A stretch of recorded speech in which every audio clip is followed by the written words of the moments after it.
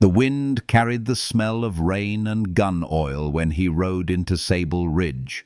Night hung low over the desert. Thunder walked the far mountains. Lanterns flickered along the main street like tired stars.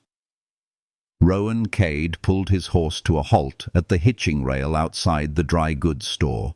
His coat was dusted with road grit. His jaw held a day and a half of shadow. He watched the sky for a breath. Then he turned his eyes to the saloon across the way. Music bled through its slatted doors. Laughter, too. The kind that tries to sound brave. She stood under the porch light of the sheriff's office, arms full of ledgers and envelopes. A simple blue dress, a shawl pulled tight at the throat, dark hair braided neat. The light found her cheekbones and the calm line of her mouth. She looked like a promise kept. Rowan felt the old caution rise through him. Then the wind shifted and a sheet of rain swept the street. She flinched. One ledger slipped and fell into the mud. He moved without thinking, boots splashing, hat brim low. He lifted the ledger and brushed off the grit with one gloved hand. She met his eyes, clear and steady as creek water. "Thank you," she said. Her voice had a quiet weight, the kind that carried farther than noise. "Ma'am?" He handed the book back. The leather binding was scarred and soft. He saw her hands, work strong, a nick on the thumb, silver white. The office door creaked open behind her, a lamplight glow. On the wall hung a wanted broadsheet. His own face stared back. The sketch was too sharp, the mouth wrong, the eyes colder than his worst nights. 10 years of dust and hard miles pressed together in one cruel drawing. Her gaze flicked past him. He saw the look change. Not fear, a different knowing. The weight of it settled in the space between them. "You are new in town," she said, "just passing through." The rain thickened, horses tossed their manes, boots thudded to shelter. Somewhere down the street, a dog barked at thunder and fell quiet. "I am Lark Hart," she said. "My father is Sheriff Silas Hart." He lifted his hat in a slow, respectful line. Rowan Cade. A name is a door. He saw it open in her eyes. The wanted page had used his name too. He felt the old ache behind his ribs, the ache that came from the thing he had not done and could not prove. He tasted iron in his mouth. He wondered if she would step back. She did not. She shifted the stack of papers in her arms and looked toward the saloon. "The rain will flood the alley. I should file these and lock up." She paused. "You could wait inside for the storm to pass." "That saloon," he said, "or the jailhouse." "The jailhouse is for men who want to be seen." A shadow of a smile touched her mouth. "You do not strike me as a man who wants that." He should have gone. Every lesson of the road said, "Turn your horse and ride for the dark." But lightning crawled the sky, and the smell of wet dust rose like memory. He felt something quiet and warm move through the storm. It came from her, the way she stood square to the wind, the way her voice steadied. He tipped his chin toward the saloon. "I could wait at a back table, no trouble." "There is always trouble in there," she said, then softer, almost to herself. "But sometimes it is better to face the room than face what waits in your own head." He did not smile, but he felt the truth of it. They crossed the street together. The boards of the saloon porch shone dark with rain. Music stumbled and found its feet again. Laughter rose, then broke. Inside, lamplight smoked up to the rafters. A piano man wore a red scarf and a tired grin. 3 men played cards at a corner table with the blind look of those counting losses. A drunk at the bar slept on his folded arms. Lark set her papers on an empty barrel and shook rain from her shawl. She moved with simple grace, like a woman who had learned young to measure her steps. Not timid, careful. She caught the barkeep's eye and lifted 2 fingers. He nodded and drew coffee into thick porcelain cups. Rowan took a chair in the shadow near the back. He kept his hat on the table to hide the line of his face. He felt eyes land and slide off. The room recognized his kind, even when it could not place the name.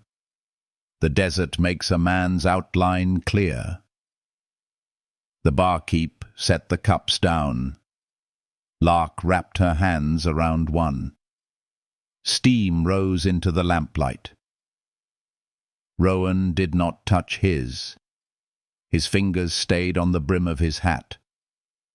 The door swung open on a cut of cold air. 4 riders stepped in, slickers dripping, spurs quiet as cats.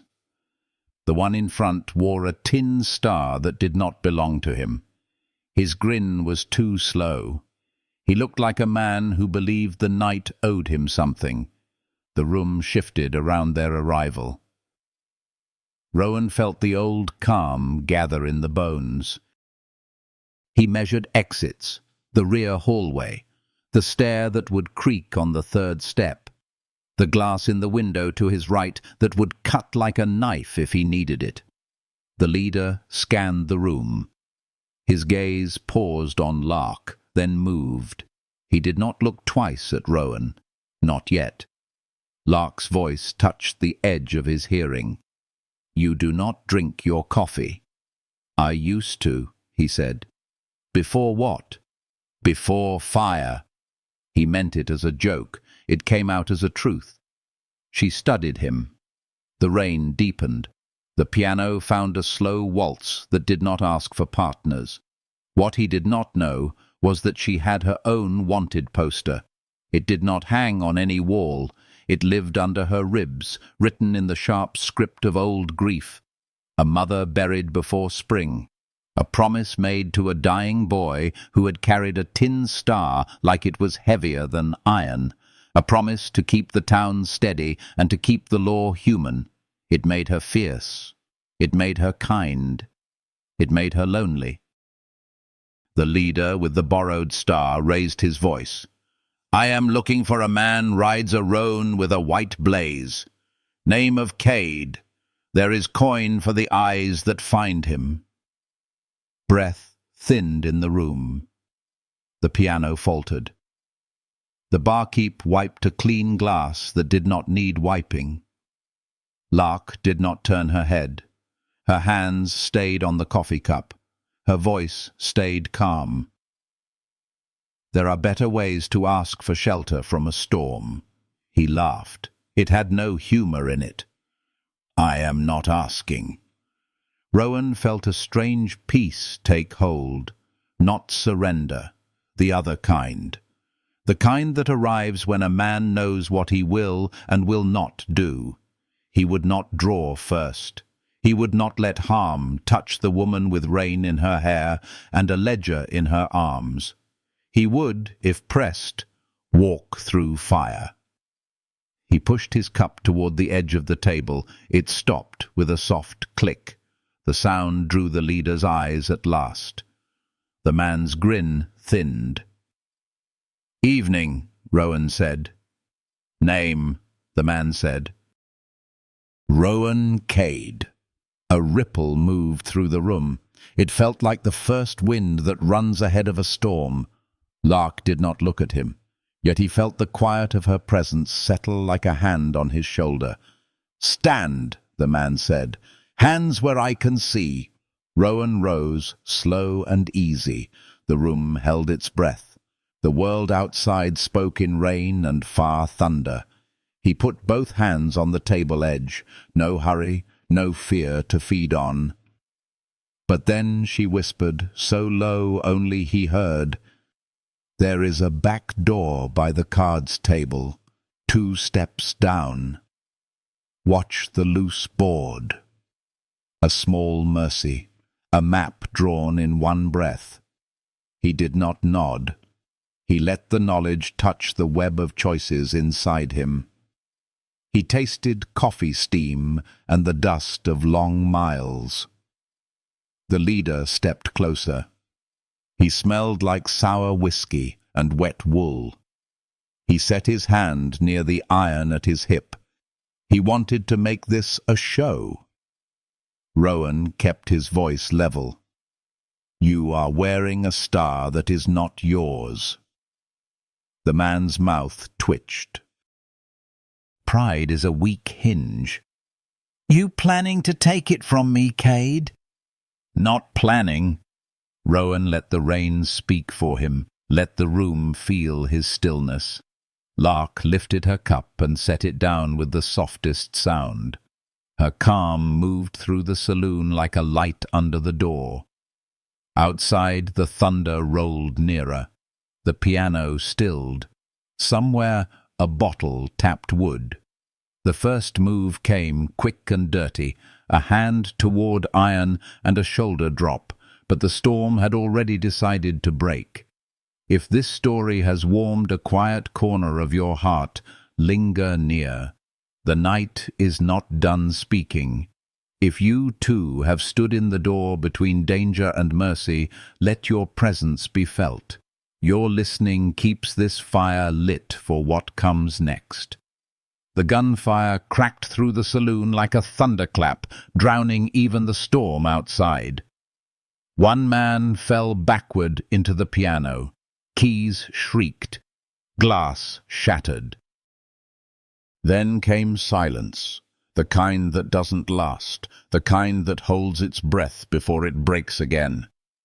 Rowan stood with his revolver low, smoke curling from the barrel. The man with the false star was on the floor, clutching his shoulder. Blood spread dark and quick. The others froze, caught between rage and the weight of what they'd seen. "Next one who twitches," Rowan said softly, "will meet the same rain he did." His voice didn't need to rise. It carried like a slow drumbeat. The outlaw's eyes flicked to Lark, still standing by the counter, hands steady on the coffee cup. Her calm was a strange kind of power. It disarmed them more than any gun. The barkeep began to move, quiet as a prayer, gathering his breath and a clean rag for the wounded man.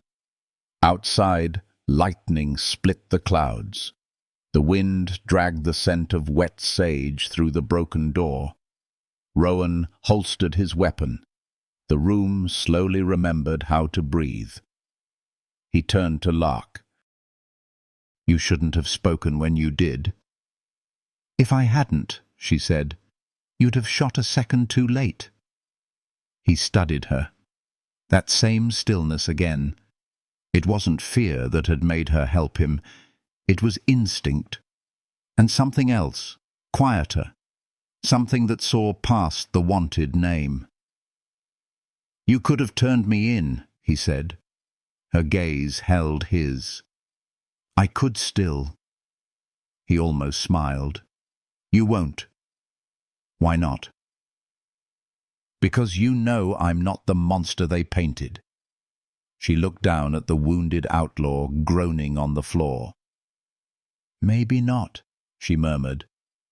"But a man doesn't get hunted this long without earning at least one ghost."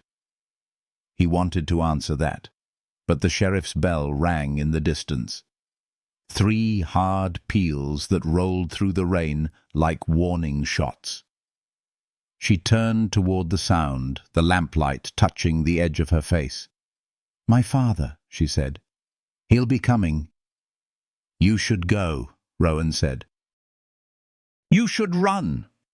Their voices overlapped, and something in that small collision, the same words, spoken with different fear, hung between them.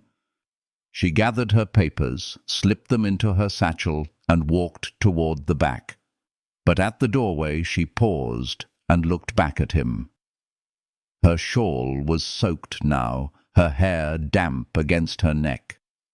"You have 5 minutes before the deputies ride in. The storm will cover your trail if you ride east." Rowan tilted his head. "Why tell me?" "Because you didn't shoot to kill," she said. "And this town's had enough dying." She turned and disappeared into the dark corridor. A heartbeat later, the sound of a back door creaking open mixed with the hiss of rain.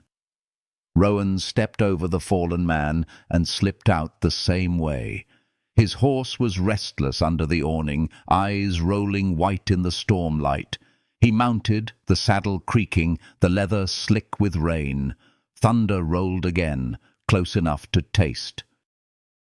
He rode hard, cutting across the empty field behind the saloon, hooves drumming through the mud, lightning chasing his shadow. For miles, the storm and his heartbeat were the same sound. Wind tore through his coat. Cold bit his jaw. But under it all was the image of her face in lamplight, that calm, that quiet challenge. The way her voice had made him believe, for a moment, that not everything was lost. By dawn, the rain had eased to mist. He found a dry hollow under a rocky ledge and let his horse rest. Steam rose from the saddle. The desert smelled clean again, wet earth, juniper and gunpowder fading. He sat with his back to the stone, revolver loose in his hand, watching the grey horizon where the sun would soon come. He'd been running for near 2 years. He'd seen lawmen meaner than wolves and women harder than hunger, but none like her. Lark Hart, the sheriff's daughter who had handed him his life like it was a debt she expected him to repay. He wondered what her father would do when he found out. He wondered what she would say if he ever rode back to Sable Ridge. But mostly, he wondered why her voice still echoed when the wind was gone. Morning broke soft and gold over the desert. Back in town, Sheriff Silas Hart rode into the saloon. The wounded man was gone, the floor washed clean, but there was a bullet hole in the far post, and a single coffee cup still warm. The sheriff turned it in his hand. Then he looked at his daughter. "Where is he?" Lark met his eyes. "Gone before I could ask." The sheriff studied her face a long while. "You know what they say he's done?" "I know what I saw," she said, "and what I didn't." Silas sighed, rubbing the grey from his beard. "You've got your mother's mercy. It'll break you one day." "Maybe," she said softly. "Or maybe it'll save something worth keeping." He said nothing more. But as he walked back out into the daylight, she felt the weight of what she'd chosen settle deep and quiet in her chest. That night, long after the lamps went out and the town fell still, Lark sat by her window. The rain returned as a whisper. She traced the edge of the coffee cup and thought of a man whose eyes held storms. She told herself it would fade like all dangerous things do. But it didn't. It burned steady, like a small fire that refused to die. If this story has stirred something warm and restless in you, stay close. The road between them is long, and the desert never forgets. Keep your heart beside the trail, for the night has more to tell. The next morning came pale and cold. A thin fog rose from the desert floor like breath from sleeping giants.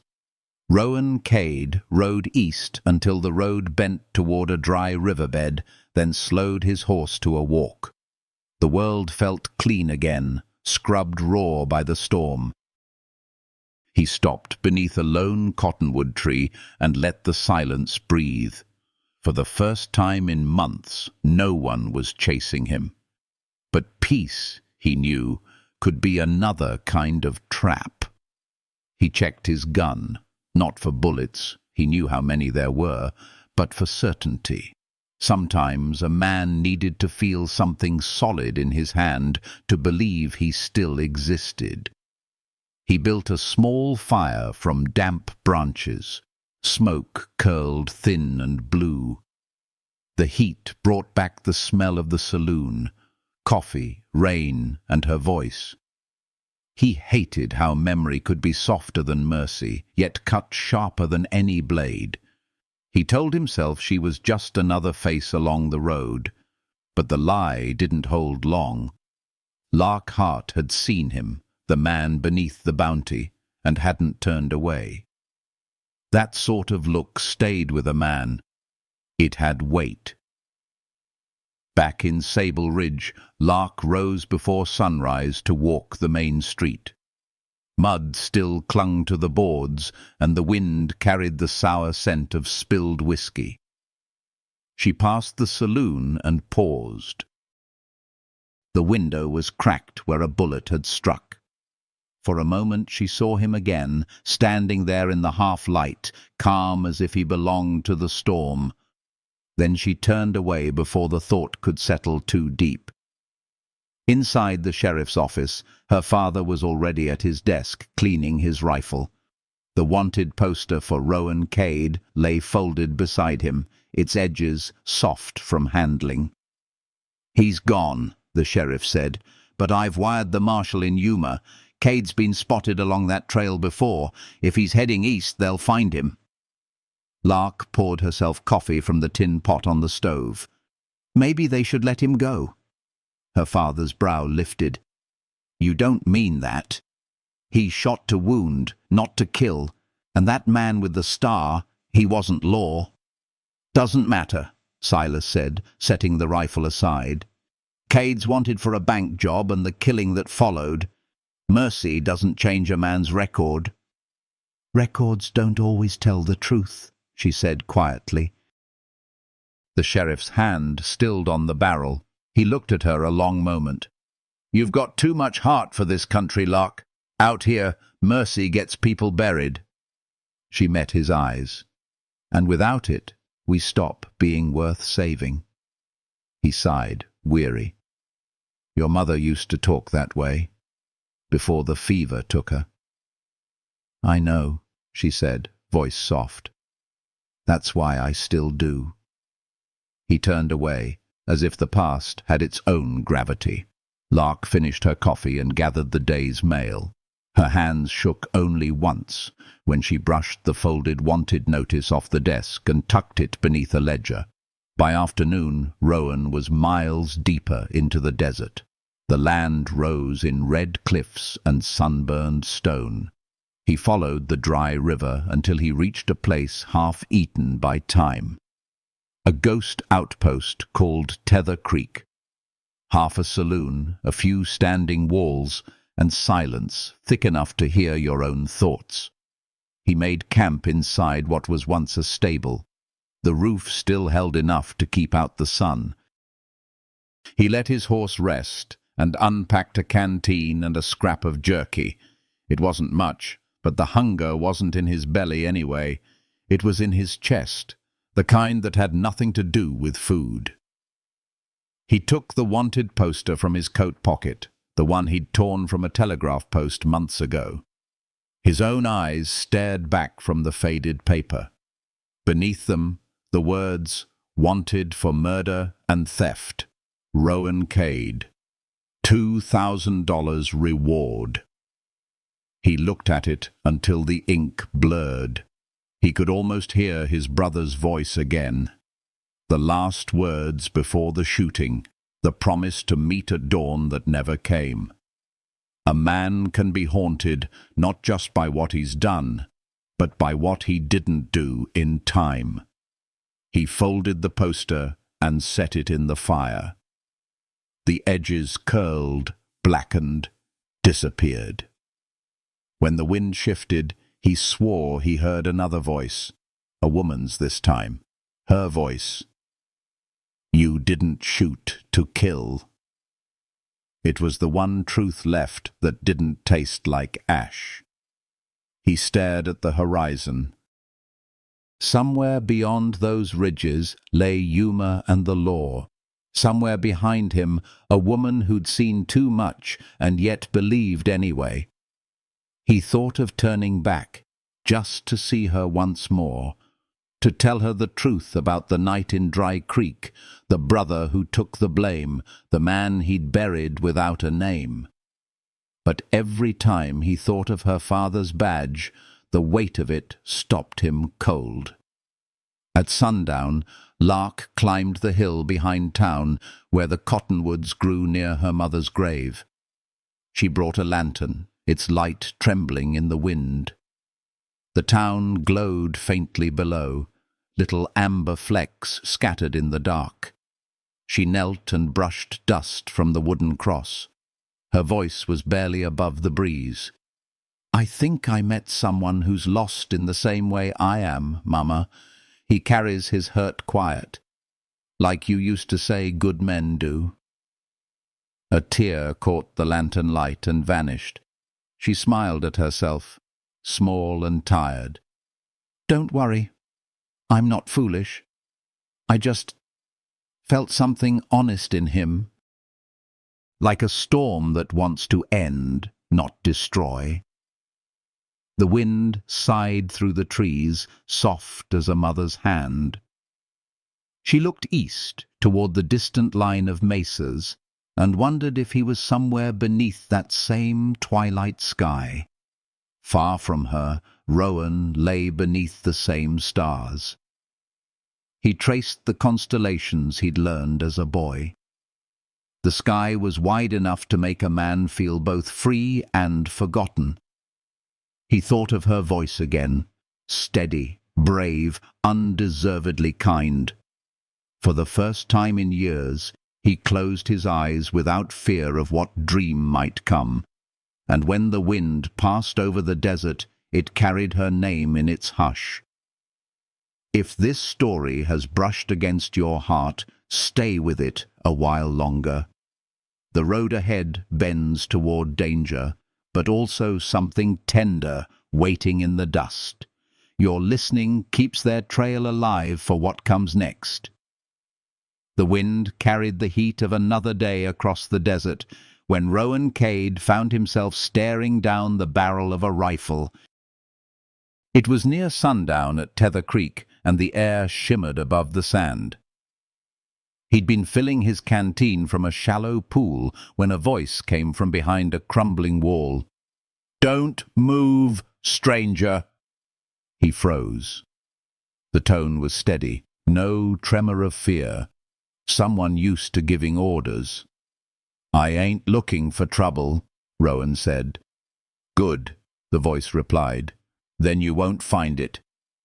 A figure stepped from the shadow. A tall woman, hat low, hair pulled back tight, a rifle held with the confidence of someone who'd used it before. Her duster coat bore the same color as the cliffs behind her, sun-bleached brown, patched but clean. She studied him a long moment. "Name?" "Rowan Cade." Her eyes narrowed. "The outlaw?" He didn't answer. Didn't need to. "I've heard of you," she said. "You were supposed to ride north weeks ago. Marshall's been chasing a ghost ever since." "Then maybe you shouldn't wake him." That earned a faint smile. "Name's Calla. I run the only trading post left near this dead town. Didn't know anyone was still fool enough to live here. Didn't know anyone was fool enough to camp here," she said, lowering the rifle. "You hungry?" Rowan hesitated. "Depends who's asking. Someone who knows men don't run forever. Come on." Inside the remains of the old post, A small stove burned hot with mesquite wood. Calla poured coffee thick as tar and handed him a tin plate of beans and cornbread. He ate slow, cautious, waiting for the real question. She didn't make him wait long. "What did you do, Cade?" He met her eyes. "Didn't kill the man they said I did, but I buried him." She leaned back, coffee steaming between them. "That sounds like guilt, not innocence." "Maybe both," he said. She nodded like she understood. "You've got ghosts. We all do." They ate in silence a while. The fire crackled. Outside, wind rubbed the roof like an old memory. Then Calla said, "A rider came through yesterday. Said there's a bounty hunter trailing you. A big one, the kind that doesn't miss twice." Rowan looked up. "Name? Eli Crane." The name hit like cold iron. Crane had once ridden beside him, back when the law was just a word and loyalty was worth blood. He'd thought the man long dead. "Crane's still breathing?" Rowan muttered. "Guess the devil lost count." Calla's gaze softened. "If you're smart, you'll ride before he finds your fire." "Been riding my whole life," he said. "Problem is, nowhere left to ride." She studied him, then set her cup down. "Maybe what you're running from ain't behind you anymore." In Sable Ridge, the heat broke with another storm. Lark Hart stood under the sheriff's awning, rain streaking her hair again.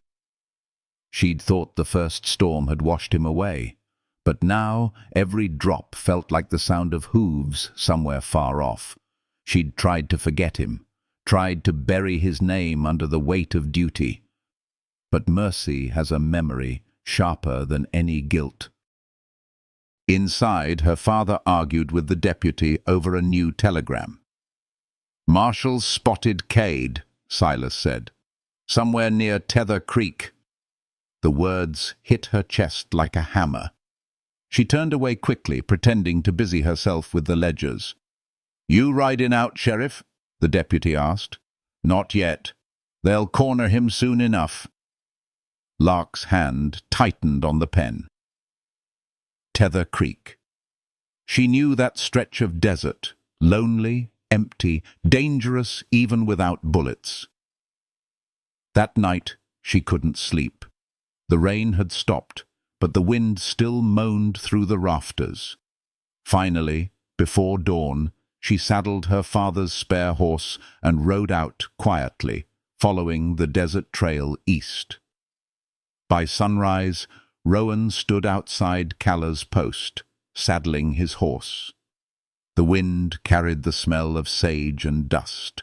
The sky was the color of gunmetal. "You sure about this?" Calla asked. "Crane's a hunter, not a man. He'll track you till one of you's buried. Then I'll make sure he gets the grave first." Calla smirked. "I knew I liked you." Rowan adjusted the cinch strap, checked his revolver, then met her eyes. "You ever seen a woman named Lark Hart?" Calla thought for a moment. "Sheriff's daughter? Pretty thing, quiet but stubborn?" "That'd be her. She came through here once, months back, helping settlers find the river route." "Why?" "Just wondering if she ever made it home." Calla's gaze sharpened. "You care for her?" He didn't answer, but silence told the truth. She nodded slowly. "If she's smart, she'll stay far from this dust." Rowan's mouth twisted in a dry half-smile. "Yeah, she's smart. That's what worries me." He swung into the saddle and turned east toward the ridge. The sun climbed higher. From the far horizon, two riders approached, one cloaked in dust, the other in shadows. Eli Crane was close now, his stallion black as oil, his rifle slung easy but ready. Behind him, the desert shimmered like a blade. And not far behind them both, unseen yet drawn by something she couldn't name, Lark Hart rode hard through the sagebrush, her shawl snapping in the wind, heart caught between duty and something softer. Fate, it seemed, had gathered all three into the same storm. By dusk, Rowan reached the ridge overlooking Tether Creek. He saw the dust trail behind him, thin, deliberate. He knew that pattern. Crane always rode slow before the kill. Rowan drew a deep breath, tasting iron and silence. He checked the revolver, then looked west where the sky burned orange and red. "Guess it's you and me again, old friend," he whispered. He didn't know that beyond the next hill another rider was already dismounting, boots sinking into the wet earth, eyes searching not for vengeance, but for him. And when Lark saw the thin column of smoke rising from the ridge, she felt her heartbeat answer it like a signal. The desert held its breath. If this story has stirred something quiet inside you, don't turn away yet. The storm's heart hasn't broken open. What waits ahead will test both love and truth. Stay close. The night will speak soon. The sky bled red and gold when Rowan Cade saw the first glint of sunlight off a rifle scope.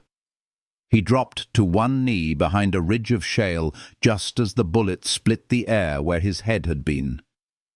The sound cracked across the desert, sharp, hungry, certain. He exhaled slow. Crane had found him. The second shot came closer, shattering stone into his cheek. He slid down the slope, boots digging into sand, his horse snorting behind him. The animal knew the scent of danger.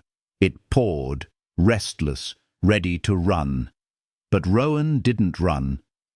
He'd been chased long enough, and a man can only flee the ghosts of his past for so many miles before one of them rides up beside him.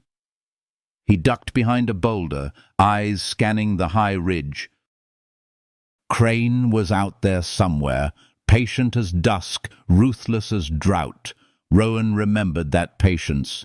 He'd seen Crane hold his breath for 2 full minutes before pulling a trigger. He'd seen him wait out an ambush until the other side starved of nerve. Crane didn't hunt with anger. He hunted with purpose. And now that purpose was Rowan Cade. Far to the west, Lark Hart pressed her horse through the rising heat. The trail to Tether Creek was nearly gone, washed out by the last storm. Her hands were raw from gripping the reins, her shawl long abandoned to the wind. Still, she rode. Every mile brought the ache of knowing she might be too late. But she couldn't stop. Not when her heart still carried the echo of his voice. Low, steady, carved from something older than fear. When she'd seen him that night in the saloon, she'd glimpsed something she hadn't known she was starving for. A man who carried his darkness gently. And in that gentleness she'd found a reflection of her own hidden wounds. She rode faster. Back at the ridge, Crane's voice drifted across the canyon, deep and familiar. "Rowan Cade, you still draw breath, or did the desert take it from you already?" Rowan straightened slowly, keeping one eye on the crest. His voice carried calm. "Still here, Crane. You always did miss your first shot." Crane's laugh echoed, not cruel, but not kind either. "Didn't miss, just wanted to see if the ghost still knew how to duck." Rowan wiped the blood from his cheek and called out, "You can still walk away." "I could," Crane said, stepping into view. His rifle rested easy in his hands. "But then I'd be poorer, and you'd still be breathing. Neither sits right with me." They faced each other across the open ground, two men bound by a history too jagged for words. The desert wind tugged at their coats, the silence between them older than either could remember. "You remember Dry Creek?" Rowan asked quietly. Crane's mouth tightened. "Don't start with ghosts. You were there. You saw who fired first." "I saw a boy die and another man vanish." "You saw my brother take the bullet meant for me," Rowan said. "And you saw the banker's son pull the trigger." Crane's jaw flexed. "Doesn't matter anymore. Law says your name. I follow the law that pays." Rowan shook his head. "You used to follow honor. That was before honor stopped buying bullets." The words hung there, heavy as dusk. A crack of thunder rolled somewhere far away. Or maybe it was the echo of a gun chamber clicking. Crane moved first. The rifle roared. Rowan rolled sideways, sand spitting into his face. He fired once, twice, hitting rock, forcing Crane to shift. The smell of burned powder filled the air. Both men crouched in silence, each waiting for the other's mistake. Then, through the haze of dust, Rowan heard something else. Faint at first, then clear. A horse. Fast, coming from the west. He cursed under his breath. Lark. She rode into the valley just as another bullet cracked the ridge. Her horse reared, startled, nearly throwing her. Rowan sprinted out from cover, shouting, "Get down!" She dropped to the dirt as a shot whined past her shoulder. Crane's voice rose above the chaos. "You brought company, Cade? Didn't think you had the stomach for witnesses." "She's not part of this," Rowan shouted.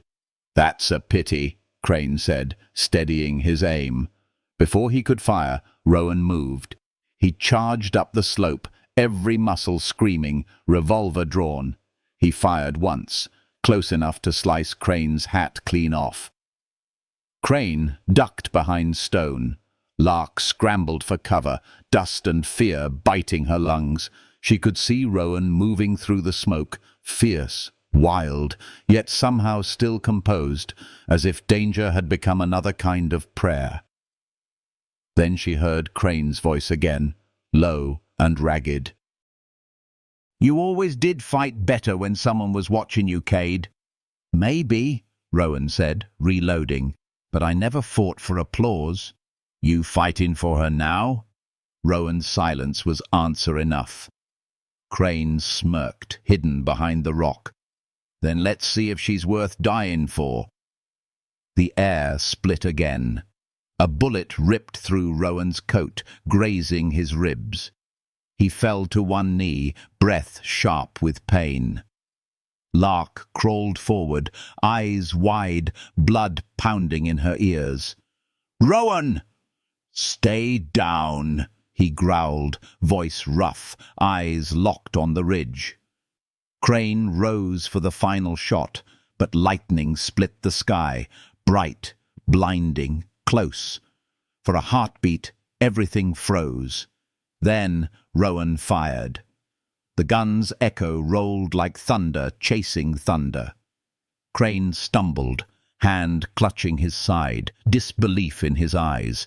He fell to his knees, the rifle slipping from his grasp. Rowan limped forward, revolver still raised, but hand trembling now. Crane looked up at him, lips twitching into a crooked smile. "Guess the devil keeps better count than I thought." He fell backward, still smiling. Rowan stood over him, chest heaving, rain beginning to fall again. The fight was over, but the silence that followed felt heavier than any victory. Lark reached him, mud streaking her skirt, eyes wet from more than rain. She touched his arm, gently, as if afraid he might disappear. "You're bleeding." "Not bad," he said, voice barely above a whisper. "You could have been killed." He looked at her then, really looked, and for the first time since Dry Creek, His guard broke. "I've been dead before, Lark. This is better." She didn't know whether to cry or laugh, so she just stayed there, her hand still on him, both of them breathing through the storm. They buried Crane before dawn in the high ridge where the wind could carry him clean. No words, no prayers, just the sound of shovels and the promise of quiet. When it was done, Rowan looked east. The sky was pale with morning. He felt her presence beside him, soft, steady, sure. "You should go back," he said. "Your father—" "Will know," she finished, "and he'll come. But I couldn't let you face him alone." He nodded. "You shouldn't have followed me." "Then it's too late to unride the miles," she said gently. Her voice disarmed him more than any bullet could. For the first time, the ache in his chest eased, just a little. They stood there in the dawn light, two weary souls bound by storms both inside and out. Neither spoke. The desert didn't need words. The wind shifted, carrying the faint scent of rain and redemption. If this story has touched something tender inside you, don't ride off just yet. The desert has more to reveal, and under its quiet sky, hearts learn what survival really means. Stay close, traveler. The night ahead burned slow but bright. The dawn that followed was too still, the kind of quiet that comes after a storm but never quite feels safe. The clouds hung low, heavy with memory. The world smelled of wet earth, gunpowder, and something unspoken between them. Rowan Cade finished tying his bedroll to the saddle. His movements were slow, deliberate. A man not in a hurry, but not at rest either. Lark Hart stood a few paces away, her hands clasped, her eyes on the ridge where they had buried Crane. Neither had spoken since the last shovel of dirt had fallen.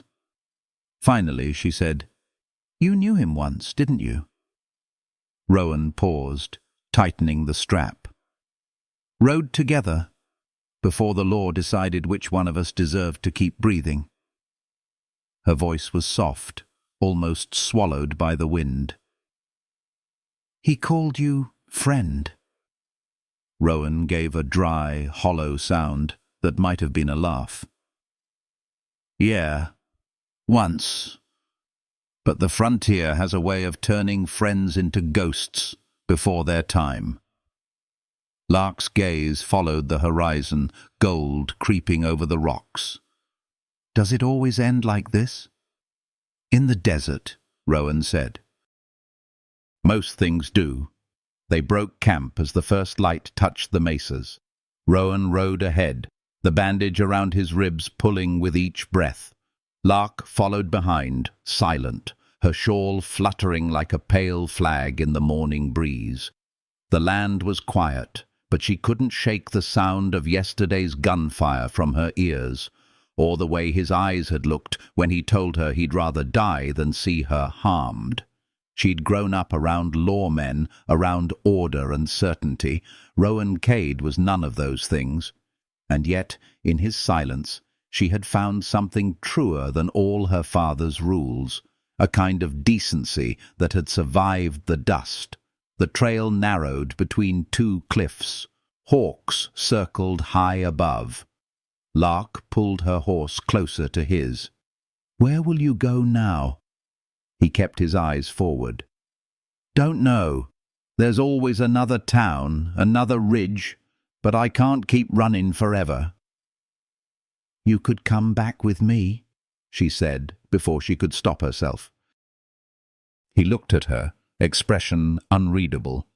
"To Sable Ridge? To walk into your father's jail with a wanted poster still warm on his desk?" "He'd listen," she said. "He's not the kind of man who shoots before hearing the truth." Rowan smiled faintly. "You're talking about a sheriff, Lark. I've met too many to believe that kind of story. You haven't met him, she replied quietly. Their eyes held for a heartbeat, long enough for something fragile to rise between them like light breaking through storm clouds. Then he looked away. You deserve better than a man who lives by his gun. And you deserve peace, she said, even if it scares you. Her words lingered. He didn't answer, but she saw the tension in his shoulders ease just slightly, as if her belief was heavier than his guilt. By midday the heat was fierce again. They stopped at a dry creek bed to rest the horses. Lark crouched by a shallow puddle, washing the dust from her face. Rowan sat against a rock, hat pulled low, watching the sky through half-lidded eyes. "You should rest," he said. She smiled faintly. "You keep telling me what I should do. Doesn't seem to work." "That so?" She nodded. "If it did, I'd still be safe in town, pretending I didn't care what happened to you." He tilted his head, studying her. "You don't strike me as the pretending kind." "I used to be," she said softly. "Before you walked into that saloon." Her honesty struck him like a blow he didn't see coming. For a moment, neither spoke. Only the whisper of wind through dry grass filled the silence. Then Rowan said, "You ever think some people ain't meant to be found? That maybe the road's all they got left?" She met his eyes. "Then maybe it's time someone walked beside you on it." As the afternoon waned, they reached a narrow canyon that opened toward the flats beyond.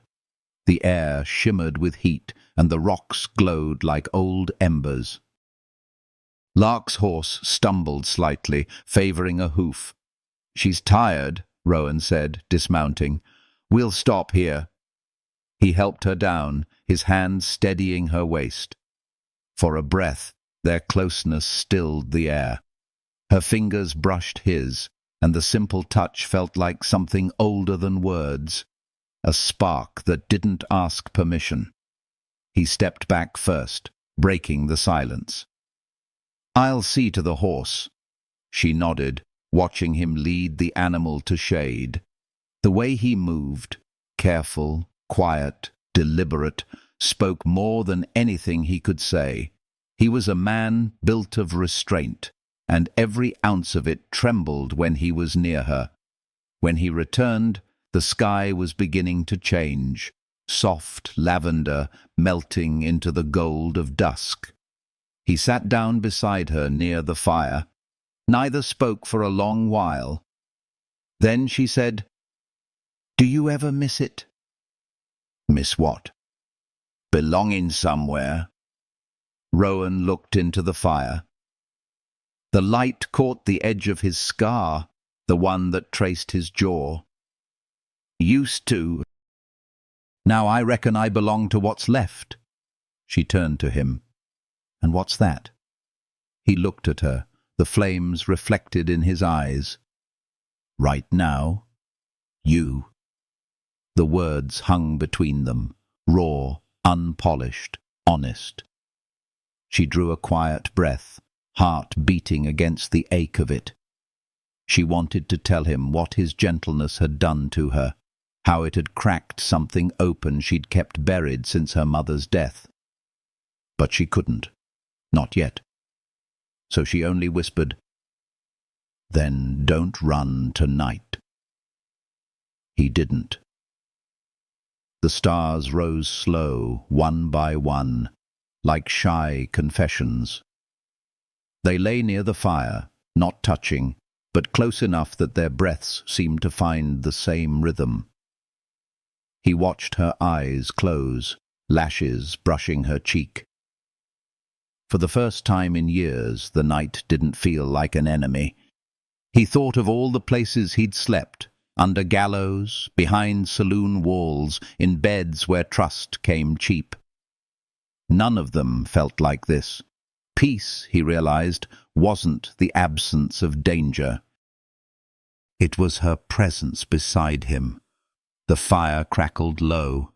The desert sighed. And when her hand found his, tentative, seeking, he let his fingers close around hers. No words, no promise, just truth, quiet and simple. If this story has warmed something quiet in your chest, linger a while longer. The dawn will bring its own reckoning, and not all hearts survive the light unchanged. Stay close, their fire still burns, and the wind carries more to tell. The fire burned low, whispering against the cool desert air. Stars hung bright above them, scattered like silver dust across the sky. Rowan lay on his back, one arm beneath his head, watching the constellations drift. Lark rested beside him, her shawl pulled close, her breath steady and soft. For a while, neither spoke. The silence between them was no longer heavy. It felt like the calm that comes after years of running, when a man finally lets his heart beat slow enough to be heard. Then Lark said quietly, "When I was little, I used to think the stars were holes in heaven." Rowan turned his head toward her. "So the light could leak through," she added, a faint smile ghosting her lips. "Mama used to tell me that." He watched the flicker of firelight on her face, soft, tender, alive. "She was right," he murmured. "Sometimes the only way light gets through is by breaking something open." Lark looked at him then, really looked, at the scar on his jaw, the faint lines around his eyes, the quiet pain he carried like second skin. "You talk like a man who's already buried too much." He smiled without humor. "Maybe that's all life is out here, burying what you can't carry no more." Her gaze softened. "Then what's left for you, Rowan?" He hesitated, voice rough. "Haven't figured that part yet." The fire snapped softly. Wind brushed against her hair, carrying the faint scent of sage and rain. She shifted closer, the hem of her dress brushing his arm. Every inch between them seemed to hold a heartbeat of its own. "Thank you," she whispered. "For what?" "For not letting Crane's bullet find me. For staying." Rowan's throat tightened. "You make it sound like I had a choice. Didn't you?" He turned to her, and the distance vanished. Just inches now. Her eyes shone with something fierce and fragile all at once. The world around them fell away until there was only the fire, the wind, and the weight of everything unsaid. "I've done a lot of things I can't take back," he said. "I know. I ain't a man built for soft things." "You are tonight," she whispered. The words undid him. He reached up, fingers brushing a loose strand of her hair. The touch was light, reverent, like tracing the edge of something sacred. She didn't pull away. Instead, she leaned into it, her breath catching, her hand finding his chest. The steady thrum beneath her palm told her more truth than any words could. He cupped her jaw gently, his thumb grazing her cheek. "Lark." He said her name like a confession.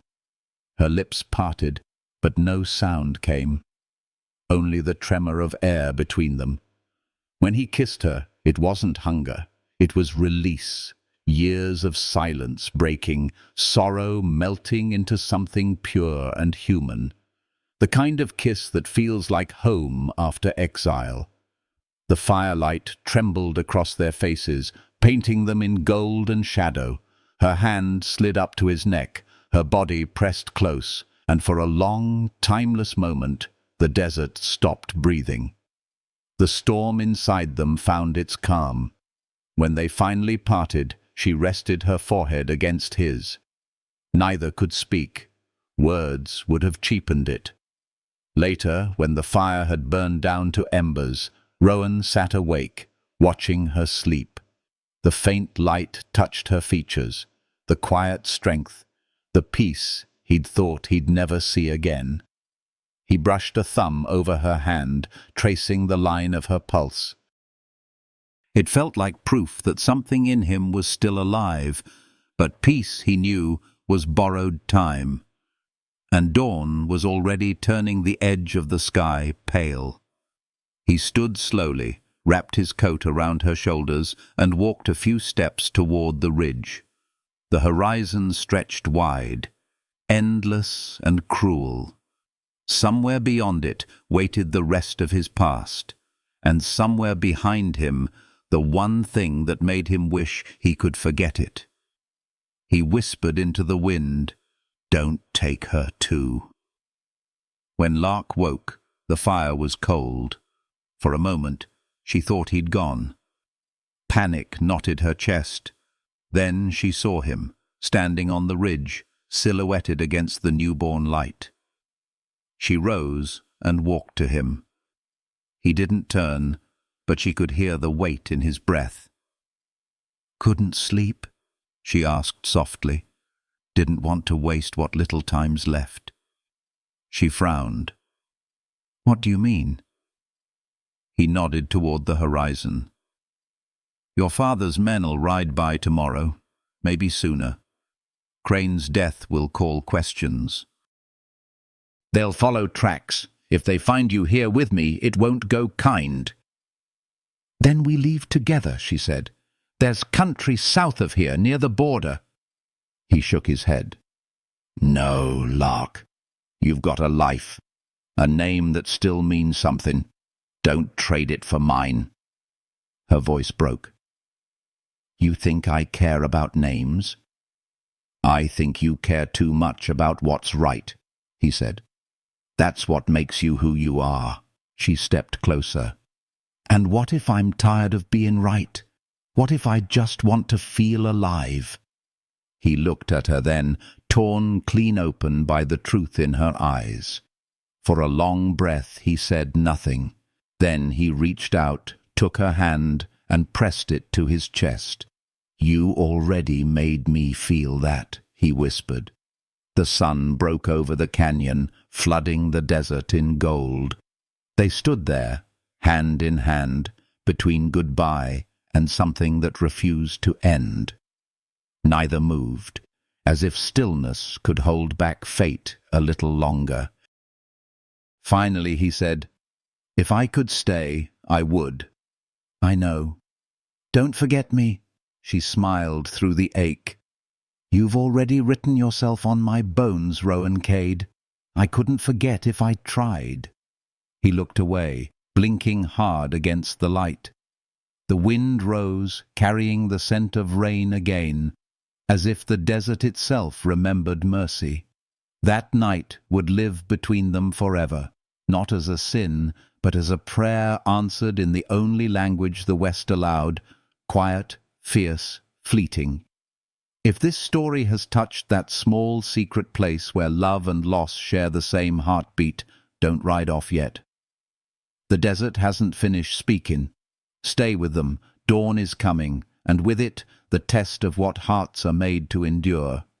The morning came cruel and beautiful, the kind of light that reveals everything a man hoped the night would keep hidden. Dust shimmered like gold between the canyons, and for Rowan Cade every glint felt like a reckoning. He'd packed his saddle before she woke. The fire was gone, leaving only the faint smell of smoke and rain. Lark stirred, her hand reaching toward the empty space beside her. Her heart stumbled when she felt only cold earth. She rose quickly, scanning the ridge, and saw him near his horse, tightening the cinch, his coat dark with shadow. She called softly, "You were gonna ride off without saying goodbye?" He didn't turn. "Didn't think I could." Her voice caught. "You think leaving makes it easier?" He looked back then, and in his eyes she saw the man who'd lived too long with ghosts, and the man who, for one night, had remembered how to live without them. "It ain't about easy," he said. "It's about keeping you safe." "Safe from what, Rowan? The law? My father? Or me?" That last word hit him harder than a bullet. He stepped closer, slow and heavy, boots stirring the dust. "I've lost too much to let something good turn into another grave marker." She shook her head. "Maybe you don't get to choose what's good or what's worth losing. Maybe you just choose whether to run or not." The silence that followed wasn't anger. It was heartbreak trying to stay quiet.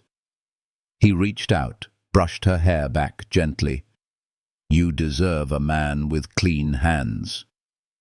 "I don't want clean," she said, voice trembling. "I want you." The words hung between them like prayer and sin all at once. Then she pressed her palm against his chest. Steady, certain. "I'm not scared of your past, only the thought of you disappearing back into it." He closed his hand around hers, held it there, his heartbeat strong beneath her touch. For a moment, the fight went out of him. For a moment, he let himself believe. Then a sound broke the stillness. Distant hooves on hard ground. He turned toward the horizon, 4 riders cutting through the light, dust rising behind them. Even from here, he could see the gleam of tin stars. "They're early," Rowan said under his breath. Lark's heart stilled. "My father?" "Has to be. He's bringing his men." Rowan's hand fell from hers. "You need to go back to camp. Tell 'em you were out looking for me. Tell 'em I took your horse and left you." "I won't lie for you." "It ain't lying if it saves your name." She shook her head fiercely. "You think my father's the kind of man who'd shoot first?" He didn't answer. His silence was enough.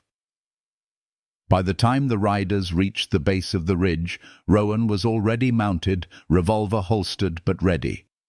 Lark stood beside him, dust swirling around her skirts. The first voice that called out was deep, familiar. A sound she'd known all her life. "Lark, step back from that man." Sheriff Silas Hart. Her father. His horse pawed the ground as he raised his hand for his deputies to hold. "Don't do this, girl. He's wanted for murder and robbery, and now Crane's dead because of him." Rowan spoke, calm but firm. "Crane's dead because he wouldn't stop hunting me." "You know that kind of man, Sheriff?" Silas's jaw tightened. "Don't preach justice to me, Cade. I've buried better men than you." Lark stepped forward. "He didn't kill Crane, Pa. I saw it. Crane drew first." Silas's gaze snapped to her. "You saw? You rode with him?" "I saved him," she said, her voice steady despite the tremor in her hands. "And he saved me." The men behind the sheriff shifted uncomfortably, their eyes flicking between the two. Rowan's voice was low. "You need to take her home, Sheriff. None of this is her fault." "You got a lot of nerve giving orders while sitting on that horse," Silas said. His hand rested near his gun, the space between them stretched tight as wire. Lark looked between them. 2 men built of the same stubborn pride, both armed with love that hurt more than bullets. "Pa, please," she whispered, "let him speak." But Silas wasn't listening to reason anymore. He was looking at a man the world had painted as an outlaw, standing beside his only daughter in the open daylight. And something inside him broke. He drew. The gun cleared leather before she could breathe. Rowan moved at the same instant, not to fire, but to shield her. The sound of the shot tore through the morning. A burst of dust. Then silence.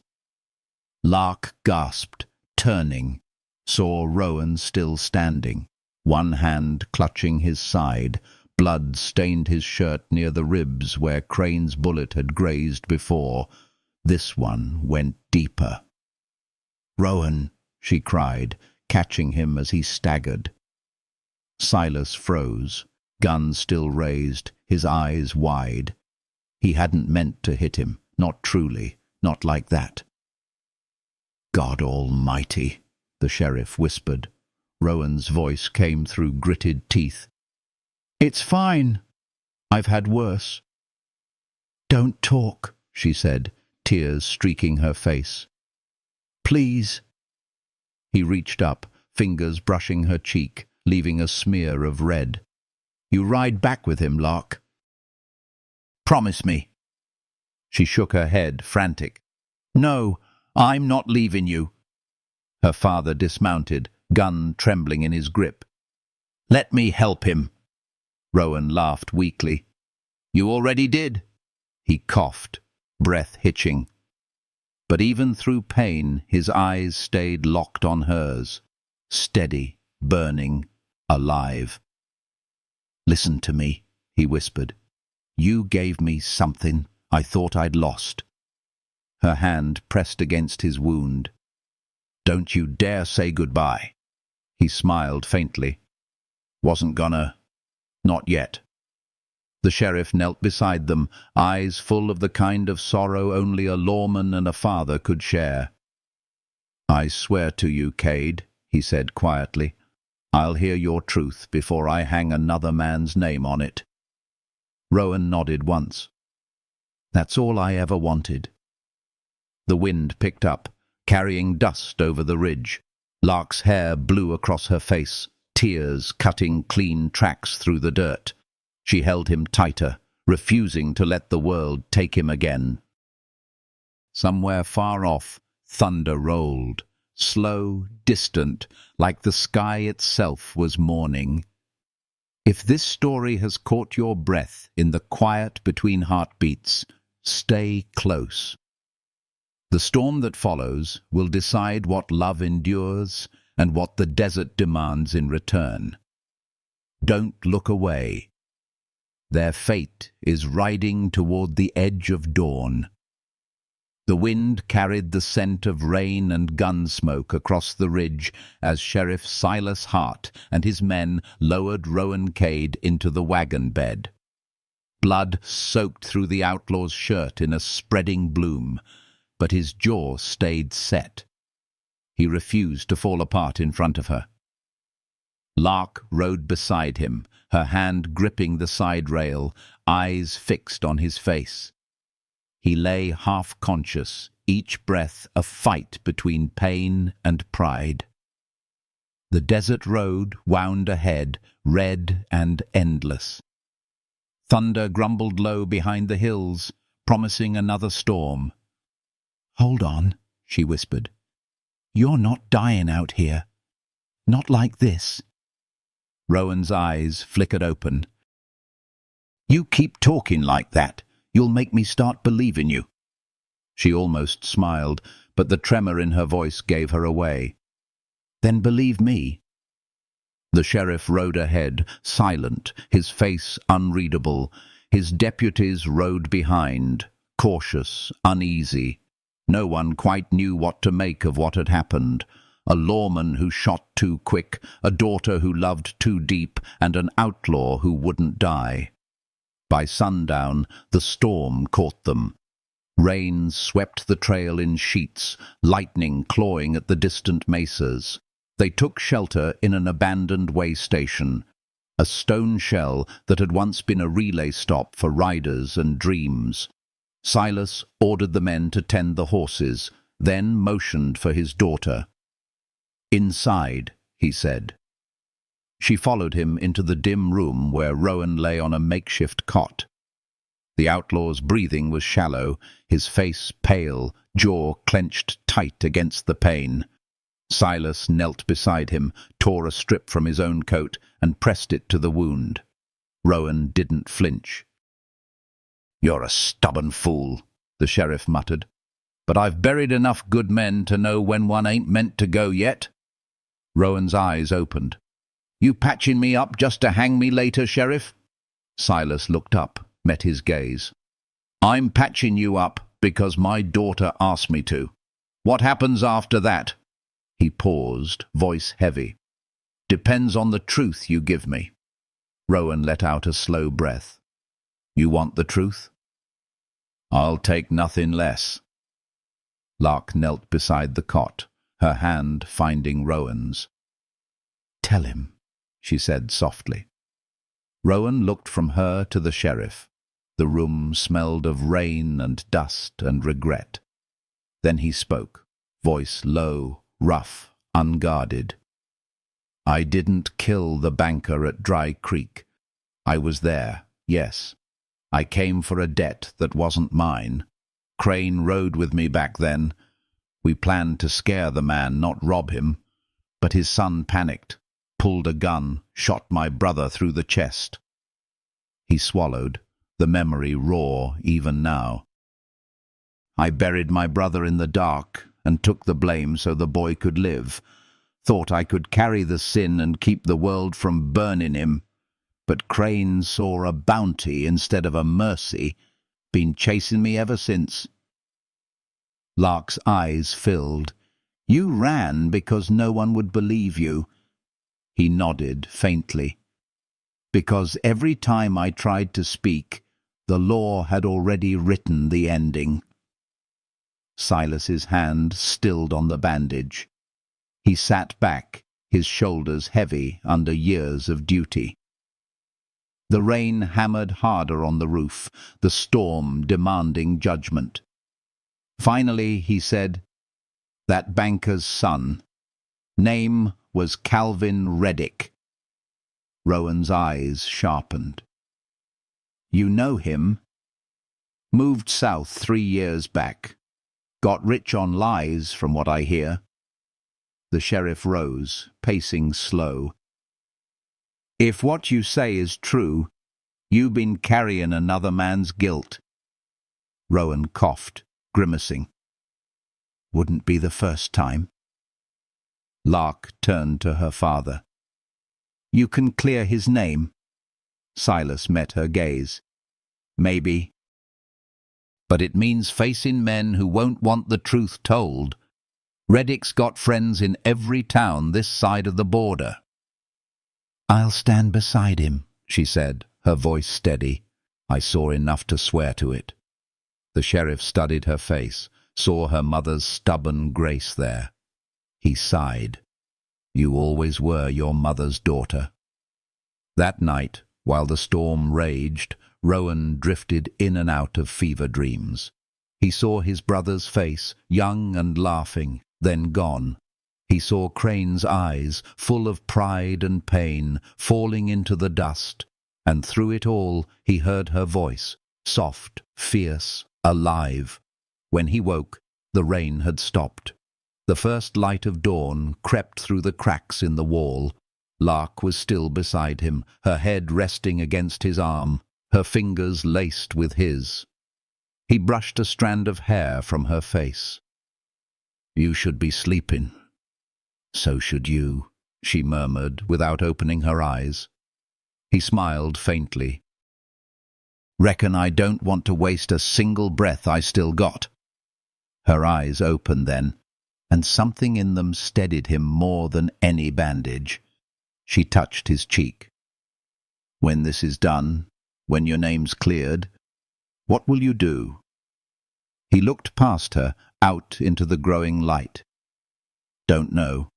Maybe find a place that ain't built on running. Maybe build one." She smiled softly. "Then build it near me." He turned back, caught her hand, pressed it to his lips. "Careful, Lark.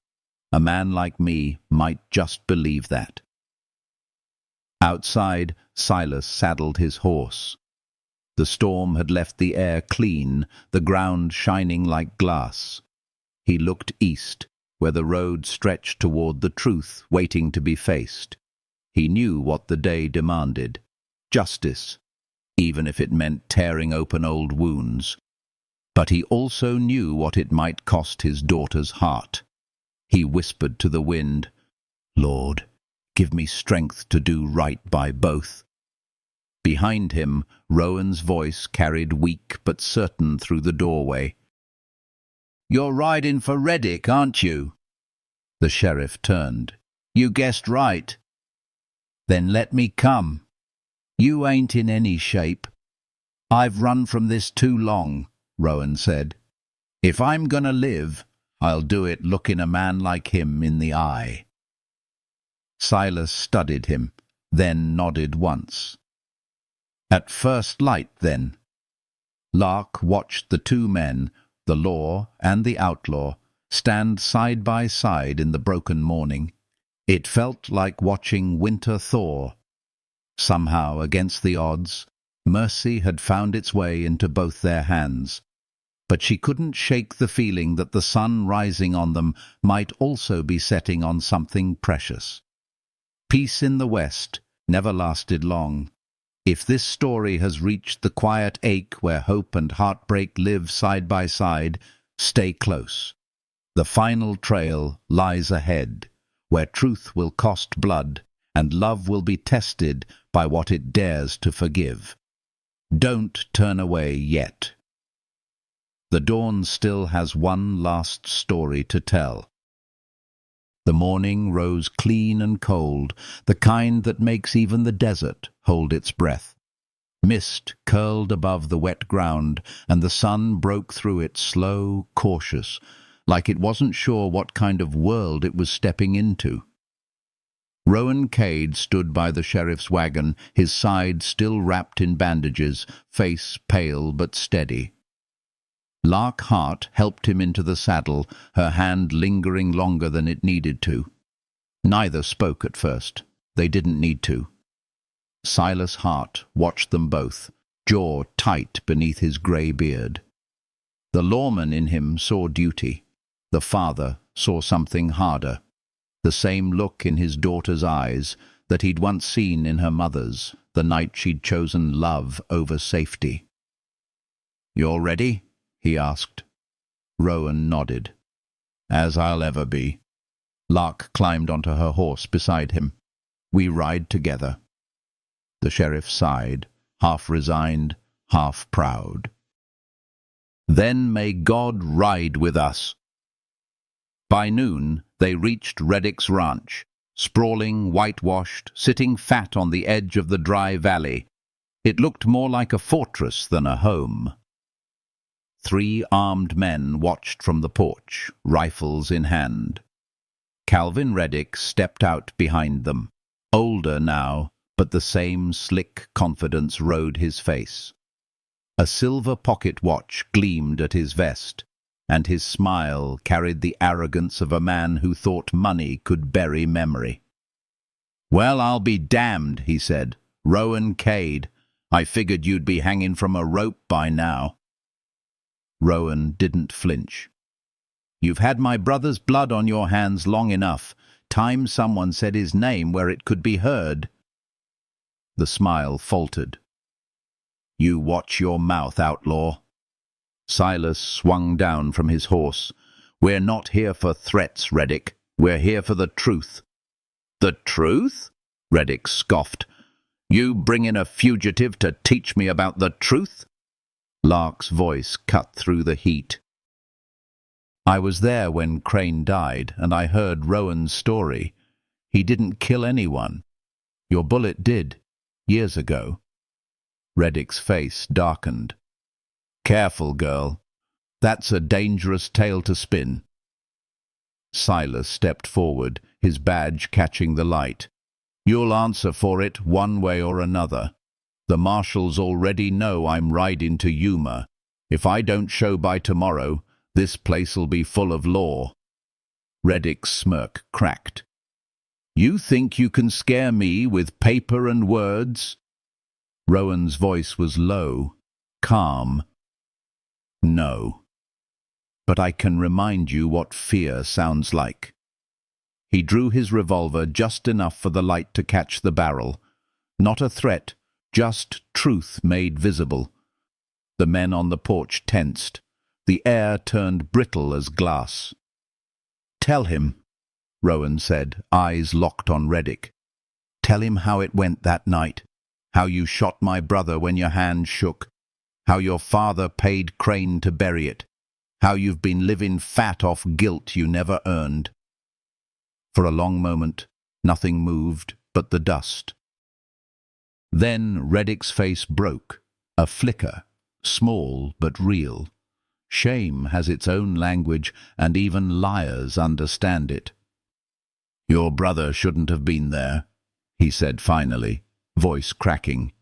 "I didn't mean—" "That's enough," Silas said. "You just confessed before God and the law." He motioned for his deputies to step forward. The men on the porch dropped their rifles, one by one. Lark exhaled shakily, the tension leaving her shoulders. Rowan stood a little straighter, as though the weight he'd carried for years had finally set itself down. "It's done," she whispered. "Almost," Rowan said, eyes never leaving the horizon. They rode back slow. The sky turned the color of dying fire as the sun fell behind the mesas. Rowan's breath came easier now, though every step of his horse seemed to count the miles between what he'd been and what he could be. At the edge of Sable Ridge, Silas stopped. He turned to Rowan. "You're free now. I'll put it in writing myself." Rowan nodded. "You kept your word, Sheriff." Silas looked at his daughter, then back at the man beside her. "Don't make me regret it." Rowan's smile was faint but real. "Wouldn't dream of it." The sheriff rode on ahead toward town, leaving them in the soft glow of twilight. Lark turned to him, her eyes shining with tears she didn't bother to hide. "So this is where you ride off again?" He looked down at his hands, rough and scarred, then back at her. "Maybe not this time." She blinked. "You'd stay?"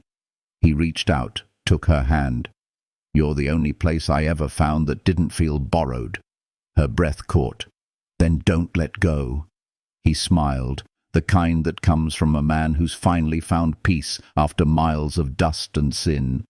"Not even if the desert asks for me back."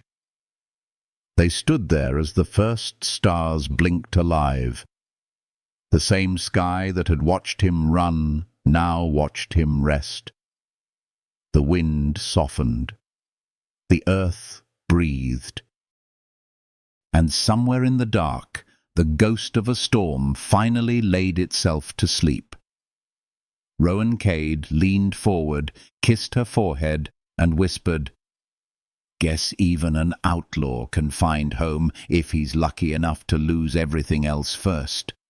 She smiled through her tears. "Then you're home now." He looked toward the horizon one last time, not to flee, but to thank it. Then he turned back to her, and together they walked toward the faint lights of town, hand in hand, quiet and sure. The desert watched them go, gold fading into silver, peace following like a shadow that no longer needed hiding. If this story has touched that quiet, untamed place in your heart, the one that still believes in redemption, in love that endures the dust and fire, stay close. There are more trails to ride, more hearts to heal beneath this endless western sky. Like, share, and subscribe so this fire keeps burning. For you, for them, for every lost soul that still listens to the wind.